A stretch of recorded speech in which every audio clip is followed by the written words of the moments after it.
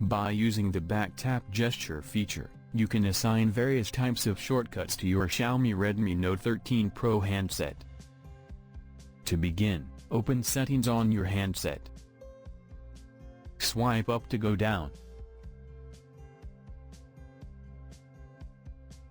And find Additional Settings. Tap on it.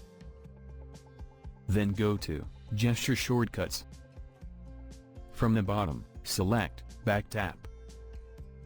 First select the double back tap option, and then select the action you wish to associate with the gesture.